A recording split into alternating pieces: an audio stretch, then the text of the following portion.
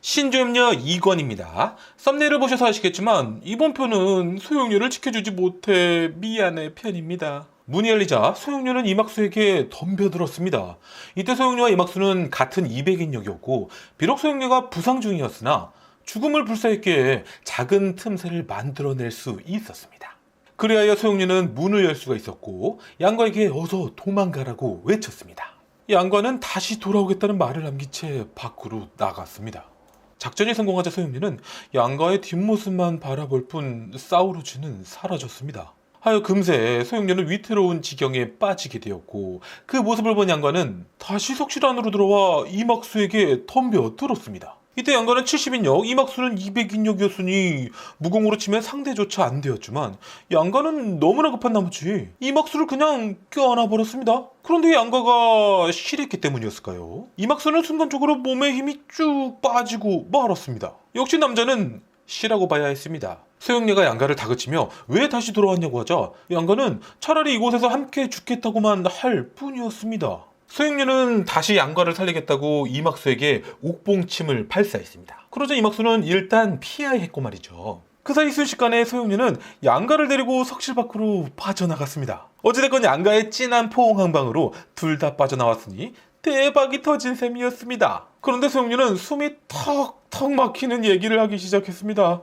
글쎄 교묘파인들은 죽음도 교묘한 관에서 해야 한다면서 다시 들어가야 한다고 했습니다. 그 누구보다 양과와 헤어지기 싫었지만 자신의 숙명을 선택한 소용료는 다시 석실 안으로 그렇게 들어가고 말았습니다. 양과는 더는 장난치지 않고 소용료의 말대로 커다란 바위로 입구를 막았습니다. 커다란 바위가 입구를 막는 순간 양과는 석실 안으로 몸을 날려 들어왔습니다. 장난이 거참 심했습니다. 그러면서 아가씨 이제 더는 저를 쫓아내지 못하겠네요 라며 웃고 있었습니다. 이건 거의 익살이 소모품급이었습니다. 이리 되니 둘 다 죽을 운명이 되었지만 소용료는 왠지 싫지가 않았습니다. 소용료와 양과는 이막수와 홍릉파를 관들이 놓여있는 곳으로 불러와 자신이 쓸 관을 고르라고 했습니다. 그러자 천하의 이막수도 겁을 먹고 말았습니다. 다시 소용료가 기관장치를 작동시켜 벽 하나를 내려오게 했습니다. 소용료는 양과와 단둘이 죽음을 맞이하고 싶었기 때문입니다. 단둘이 있게 되자 소용료가 양과에게 왜 나를 위해 죽으려고 했는지 묻고는 이럴 줄 알았으면 다시 석실 안으로 들어오지 않았어도 됐을 거라고 했습니다. 고묘파인들은 자신을 위해 죽어줄 남자를 만나면 더 이상 고묘해서 살지 않아도 되는 규칙이 있다고 하면서 말이죠. 거참 빨리도 말해주는 소용료는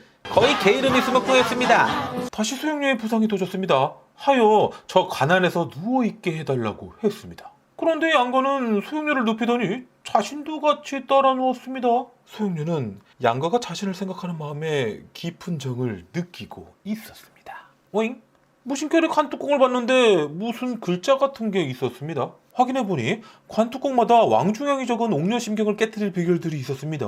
여기서 왕중왕과 임조영의 관계를 간단히 설명하자면 두 사람은 사랑하는 사이였지만 두 사람의 사랑 방식은 누구의 무공이 센지 대결하는 것이 전부였습니다. 하여 임조영이 죽자 왕중왕은 임조영이 그리워 관뚜껑마다 이렇게 무공 비결을 적어놓았던 것이었습니다. 소용료 양과는 관뚜껑들을 하나씩 확인하고 있었고 글쎄 마지막 관뚜껑을 열어보니 관 안에 아래로 내려가는 계단이 있지 뭡니까. 그렇게 계단을 따라 내려보니 지하 동굴이 나왔습니다. 그리고 동굴 천장에는 빽빽하게 무공 비결들이 적혀 있었고요. 더군다나 그 무공의 이름이 구음진경이라고 쓰여 있었습니다. 전편 사조영전에서는 이 구음진경 때문에 얼마나 많은 사람이 죽은지 몰랐습니다. 어찌됐건 소용료와 양과는 구음진경을 들어본 적도 없었고 실제 적혀있는 부분도 일부분에 불과했습니다. 그때 소용료가 기겁하며 놀라고 말았습니다. 동굴 벽면에 어떤 문양이 새겨져 있었는데 그것을 보고 말이죠. 그것은 바로 밖으로 나갈 수 있는 숨겨진 문의 약도였습니다. 그리하여 우리 이제 나갈 수 있어 라는 말과 함께 양과에게 안겨오는 소용료였습니다. 소용료는 양과의 마음을 안 뒤부터는 죽고 싶지 않았고 어떻게든 양과와 함께 계속 살고 싶었습니다. 그 마음을 양과의 손을 잡는 것으로 표현하고 있었고 말이죠. 그때 어디선가 돌멩이들이 날아와 소용료와 양과의 혈도에 적중되고 말았습니다. 두 사람은 그대로 쓰러졌고 범인은 뻔했습니다. 바로 이막수였습니다. 이막수는 다가와서는 어서 출구를 찾아내라며 위협을 했습니다. 그 와중에 쓰러져 있던 소용료는 동굴 천장에 적힌 구음진경 구결 중 혈도를 푸는 비결을 발견하곤 구결대로 따라하니 정말 혈도가 풀려버린 소용료였습니다. 하여 몸을 일으켜 오히려 이막수의 혈도를 짚어버리니 그럼에도 소용료와 양가는 이막수와 홍능파까지 데리고 출구를 찾아갔습니다. 물론 이막수와 홍능파는 혈도가 짚여있어 얌전해진 상태였습니다. 이윽고 찾아낸 출구는 동굴안까지 차있는 호수 안에 있었고 그래야 네 사람은 물속으로 잠수를 해야만 했습니다. 물론 수영을 못하는 이막수와 홍능파는 도중에 기절했었지만 네 사람 모두는 이렇게 고묘 밖으로 무사히 빠져나올 수 있게 되었습니다. 이막수 성격상 단 한 번도 좋게 물러난 일은 없었지만 오늘만큼은 어쩔 수 없었기에 찍소리도 못하고 홍능파를 데리고 하산해버렸습니다. 양가와 소용료는 우선 고묘 근처 숲속에서 초가집을 짓고 살았습니다. 그리고 당장 급한 건 소용료의 부상을 치유하는 것이었습니다. 소용료가 모두 치유된 이후에도 1년을 더 지내면서 구음진경을 연마했습니다. 이제 양가는 17세가 되었고 무공은 100인력이 되었습니다. 소용료는 21세에 무공은 250인력이 되었고 말이죠. 두 사람이 함께 싸우면 세상에 적수가 없을 지경이었고 또 선남선녀였으니 이렇게만 지내면 누구 하나 부러울 것이 없었습니다. 이런 꼴을 그냥 놔둘 리가 없는 김용 선생님이었습니다. 어느 날 밤 어디선가 싸움 소리가 들려왔습니다. 급하게 달려가 보니 소용료와 한 노인이 싸움을 하고 있었습니다. 그 노인과 싸우고 있는 소용료는 모든 절기를 꺼내들고 싸웠지만 가까스로 버티고만 있는 지경이었습니다. 그때 양과의 시선 안에 그 노인의 얼굴이 들어왔습니다. 바로 구양봉이었습니다. 양가는 즉시 같은 편이니 싸우지 말라고 했습니다. 실은 양가와 구양봉은 양가가 어렸을 때 우연히 만난 적이 있었는데 구양봉은 사조영전에서 황룡의 계략에 빠져 미쳐버렸었고 어린 양가를 구양극으로 알고는 양자로 삼았었습니다. 다시 돌아와 양가가 소용료를 사부님이라고 소개하자 구양봉은 소용료를 비웃더니 내가 직접 무공을 알려주겠다고 했습니다. 그러더니 갑자기 소용료의 혈도를 짚어버리는 게 아니겠습니까? 그저 자신의 무공을 훔쳐배울까봐 그랬던 것인데 수많은 독자의 눈물을 빼는 사건을 만들고 말았으니 그러곤 무작정 양과를 데리고 숲속으로 사라져 버렸습니다. 일이 되자 소용료는 소리도 못 내고 꼼짝없이 풀숲에 누워 있을 수밖에 없었습니다. 물론 구음진경 중 혈도를 푸는 구개를 써보긴 했지만 구양봉의 점혈수법은 구음진경조차 풀 수가 없었습니다. 하여 김용 소설상 가장 충격적인 사건이 벌어지고 말았습니다. 누군가가 쓰러져 있는 소용료에게 다가오고 있었습니다. 그자는 첫 번째로 소용료의 눈을 가렸습니다.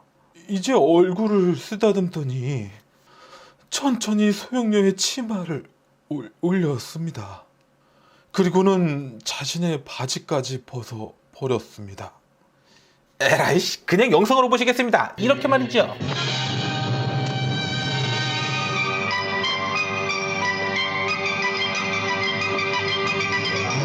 그런데 소용료는 전혀 싫은 기색이 없이 그 사람이 하는 대로 몸을 맡겼습니다. 물론 너무나 부끄러웠지만 한편으로는 기쁜 마음도 들었습니다. 잠시 뒤 양가는 숲속에서 인적 소리를 들었고 급하게 달려가 그 사람 앞을 막아보니 바로 윤지평이지 뭡니까. 윤지평도 양가를 보자 상당히 놀라는 눈치였습니다. 이때 윤지평은 어딘가 헬쑥해 보였고 한편으로는 현자처럼 보였습니다. 양가는 윤지평의 몰골이 말이 아닌지라 그냥 보내준 후 소용료에게 가보았습니다. 그런데 소용료의 눈이 가려진 채 온 매무새도 흐트러져 있었습니다. 다가가 소용료를 이렇게 줬더니 소용료는 양과에게 몸을 기대왔습니다. 물론 아직 혈도가 풀리지 않은 것도 있었지만 여운이 남아 있었기도 했습니다. 소용료는 몸을 기댄 채 있다가 혈도가 풀리자 얼굴이 불그레져서 말했습니다. 넌 너무 제멋대로야. 네? 그나저나 아가씨 괜찮으세요? 아직도 나를 아가씨라 부를 거야? 네? 그럼 뭐라고 부를까요? 참, 나한테 그렇게까지 해놓고 왜 그러실까? 네? 무슨 소린지. 소용료는 시치미를 떼는 양과가 이제 자신을 아끼지 않는 기분이 들어. 설마 내가 너의 아내가 될 수 없다는 거야? 라고 물어봤습니다. 이에 양과는 펄쩍 뛰며 당신은 저의 사부님인데 어떻게 아내가 될 수 있겠어요? 라고 했고 그 말에 소용료는 피까지 토하며 충격을 받았습니다. 소용료는 비참한 마음이 걷잡을 수 없이 커지자 양가를 죽일까도 생각했지만 차마 그럴 수가 없었기에 울면서 그대로 어디론가 사라져 버렸습니다. 양가는 아무 영문도 모른 채 그저 소용료가 따라가는 모습을 계속 바라봤습니다. 이어서 구양봉도 다시 정신병이 도져서는 멀리 사라져 버렸습니다. 양가는 소용료가 돌아오겠지 하며 계속 기다렸지만 아무리 기다려도 오지 않았고 하여 직접 찾아 나서게 되었습니다. 그렇게 몇 달 동안이나 찾아봤지만 작은 단서조차 발견하지 못했습니다. 그렇게 시간이 지나 겨울이 왔고 양과는 여전히 소용료의 행적을 찾다가 험준한 겨울산에 올랐습니다. 거기서 거지 차림의 한 노인을 만나게 됩니다. 그 노인은 배가 고프니 지네를 찾아 먹어야겠다며 산 위로 나는 듯이 올랐습니다. 양과도 이제 어엿한 고수반열에 오른지라 그 노인의 경공수를 보고는 엄청난 고수임을 알 수 있었습니다. 얼마 되지 않아 그 노인은 눈 속에서 닭 한 마리를 꺼내왔는데 그 닭에는 수백 마리의 지네가 따닥 붙어있지 뭡니까? 그러더니 노인은 살이 통통하게 오른 지네들을 냄비에 놓고 끓이더니 면치기를 해버렸습니다. 양가도 미친 척하고 한번 먹어봤는데 생생정보통 리포터 마냥 내 평생 이런 맛있는 건 처음 먹어본다며 지네를 모두 흡입해버렸습니다. 이제 노인은 배가 부르다며 한숨 때려야겠다고 했습니다. 그러면서 양가 보고 3일 동안 잠 좀 잘 테니 자기 좀 지켜달라고 했습니다. 양가는 3일 동안 잔다는 말이 재밌기도 했고 설마 진짜겠어 라는 마음으로 지켜주기로 했는데 노인 몸 위로 떨어진 눈들이 녹지 않고 그대로 쌓여만 가서 이 노인의 무공에 다시 한번 놀라고 말았습니다. 그렇게 몇 시간쯤 지났을 때 한 무리의 사내들이 달려오고 있었습니다. 양가는 일단 몸을 숨겨서 지켜봤는데 그 사내들이 노인을 가리키며 홍칠공이 죽어버렸잖아 라고 말했습니다. 그럼 지네 먹던 노인이 바로 천하오절 중 한 명인 홍칠공이어라. 참고로 이 사내들은 장변호추라고 하며 홍칠공 옆에 놓여있던 술병을 보고 눈 덮인 홍칠공의 정체를 금방 알아낸 것이었습니다. 양가도 일전에 소용료 얘기 들은 적이 있었는데 천하오절 중 특히 홍칠공은 의협심이 강하고 무공이 매우 고강하다고 하여 내심 흠모하고 있었습니다. 장변호추 놈들은 홍칠공의 시체조차 온전치 못하게 하려고 칼을 꺼내 들었습니다. 어찌 양과가 그런 반응을 그냥 놔둘 리가 있겠습니까? 나뭇가지 하나를 가지고 와서는 장변호추 놈들에게 덤볐습니다. 장변호추 놈들은 갑자기 나타난 양과에게 놀란 것 반말이 또 양과의 무공이 범상치 않아 놀란 것의 반말이었습니다. 저는 치킨을 시키기 전에 고민하다가 결국엔 반반으로 주문할 때가 많았고 실제 가장 후회 없는 선택일 때가 많았기에 오늘도 한 마리 뜯을 작정입니다. 어찌됐건 장변호추가 놀라 주춤거리는 사이 양과는 홍칠공을 구해냈습니다. 양가가 선택한 곳은 외길 낭떠러지였습니다. 그래 양가는 홍칠공을 안쪽에 눕히고는 좁은 길에 서서 장변호추들과 대치를 했습니다. 이리 되니 장변호추도 폴더는 수가 없었습니다. 이때 양가는 100인역, 장변호추들은 각각 50인역씩이었습니다. 다음날에 되자 장변호추는 미리 챙겨온 음식들을 꺼내 개걸스럽게 먹어 치웠습니다. 양가도 몹시 배가 고팠지만 당장은 참을 수밖에 없었습니다. 그리고 또 하루가 흘러 약속의 3일째가 되는 날이었습니다. 양가는 홍칠공을 계속 살폈지만 깨어날 기미도 없었고 호흡마저도 멈춰 있었습니다. 때마침 장변호추 한 놈이 외길로 나와 양과에게 공격해왔습니다. 그때였습니다. 3일 동안 잠을 자던 홍칠공이 잠 한번 잘 잤다며 번쩍 뛰어올랐습니다. 여러분들께서도 몰래 자고 있다가 걸렸을 때 큰 소리로 잠 한번 잘 잤다라고 외쳐보시기 바랍니다. 잠에서 깬 천하오절 홍칠공의 모습은 태산같이 보였습니다. 신은 홍칠공은 그전부터 깨어 있었고 양과가 어떻게 하나 몰래 지켜본 것이었습니다. 홍칠공은 악인들에게는 자비가 1도 없는 사람이었습니다. 하여 즉시 앞으로 나온 놈에게 항용 18장을 날렸습니다. 장변호추들도 기똥차게 서로의 등에 내공을 전달하는 방식으로 맞섰습니다. 이렇게 장변호추 5놈이 내공을 밀어준다고 해도 어찌 홍칠공의 상대가 되겠습니까? 그런데 저 뒤에서 갑자기 구양봉이 나타났습니다. 구양봉은 장변호추 맨 뒤로 오더니 맨 뒤에 놈에게 내공을 쏟아 넣었습니다. 마치 이 광경은 B급 영화 진의 인간과 비슷한 모양이었습니다. 진의 인간 대가리는 홍칠공에게, 꼬리는 구양봉에게 내공 폭탄을 맞고 나니 결국 장변호추 놈들은 오장육부가 터져 죽고 말았습니다. 근 20년 만에 만난 구양봉과 홍칠공이었습니다. 그리고 이 두 사람은 만나기만 하면 목숨 걸고 싸웠던 사이였습니다. 구양봉은 여전히 미쳐있었기에 자신이 누군지도 몰랐고 홍칠공이 누군지도 몰랐습니다. 그러나 홍칠공의 얼굴만은 기억하고 있었습니다. 바로 저기라고 말이죠. 하여 홍칠공과 구양봉의 108번째 사투가 시작되었습니다. 두 사람은 처음부터 자신들의 평생절기 항룡 18장과 한마공을 꺼냈습니다. 그럼에도 신조염려를 넘어 의촌도령기 때까지 판가름이 날 초짐이 없었습니다. 결국 양가가 음식을 가져와서야 싸움을 말릴 수 있었습니다. 참고로 홍칠공의 식탐은 저와 동급입니다. 축소가 끝나자 다시 덤벼드는 구양봉에게 그냥 네가 이긴 걸로 하라며 한 수 양보해주는 홍칠공이었습니다. 그런데 구양봉이 기어이 홍칠공의 화를 돋구었으니 하여 109번째 사투가 시작되었습니다. 이때 구양봉은 무기를 들고 싸우는 것에는 적수가 없었기에 홍칠공도 타구봉법을 쓸 수밖에 없었습니다. 그렇게 나흘 동안이나 싸움은 계속되었지만 끝날 기색이 없었고 저는 의천도령기를 준비하고 있었습니다. 109번째 봉법 전투가 끝나갈 때쯤 즉시 110번째 내공대결로 이어졌습니다. 내공대결도 마찬가지로 승부가 나지 않았고 두 사람은 이미 모든 기력을 소모한 상태였습니다. 며칠 동안 옆에서 지켜보던 양가는 알고 있었습니다. 이대로라면 두 사람 모두가 목숨을 잃을 수 있다는 것을 말이죠. 하여 두 사람이 서로 맞대고 있는 무기 사이를 강하게 내려쳐 서로를 떨어지게 했습니다. 다행히 두 사람의 싸움은 말렸지만 예상대로 두 사람은 탈진하여 쓰러졌습니다. 이때 홍철공과 구양봉의 나이는 80세였으며 내공이 모두 숨을 대자 그저 힘없는 노인네에 불과했습니다. 그럼에도 그놈의 승부욕 때문에 111번째 사투를 시작했습니다. 이때 움직일 수 있는 건 고작 주둥아리밖에 없었으니 당연히 말싸움으로 말이죠. 이렇게 말이죠.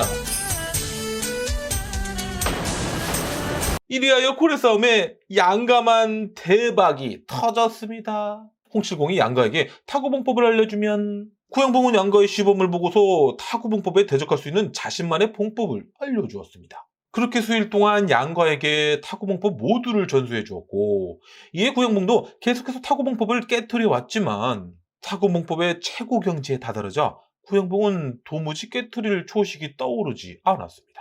그날 밤 다들 잠을 자고 있을 때도 구양봉은 잠을 잘 수가 없었습니다. 다음날 아침 구양봉은 하루새 머리가 모두 하얗게 새고 말았습니다. 그리고는 양가에게 밤새 생각한 봉법을 알려주었고 이를 본 홍칠공은 놀라고 말았습니다. 타구봉법이 초식만으로 완벽히 격파가 되었기 때문입니다. 움직일 힘조차 없었던 홍칠공은 그대로 구양봉에게 달려가 말했습니다. 구양봉, 너 이 자식 정말 대단하다. 에? 정말이야. 홍칠공이 구양봉이라는 말에 20년 만에 정신이 돌아온 구양봉이었습니다. 그러더니 내가 바로 구양봉이었어 라며 크게 웃음을 터뜨렸습니다. 그렇게 두 사람은 부둥켜 안고 한참을 웃었습니다. 그리고는 갑자기 아무 소리가 나지 않았습니다. 그렇게 미소만을 남긴 채 세상에서 가장 강한 두 사람은 떠나갔습니다. 양가는 홍칠공과 구양봉을 같이 묻어주었습니다. 이렇던 홍칠공과 구양봉은 참으로 기구한 운명이었습니다. 아마도 전생에는 두 사람이 부부였을 거라는 제 의견입니다. 그리고 두 사람 덕분에 양가는 100인역에서 150인역이 되었습니다. 이렇게 신조연명 2권이 끝났습니다. 그리고 다음 편에서는 너무나 귀여운 곽정의 딸 곽부가 등장하게 됩니다.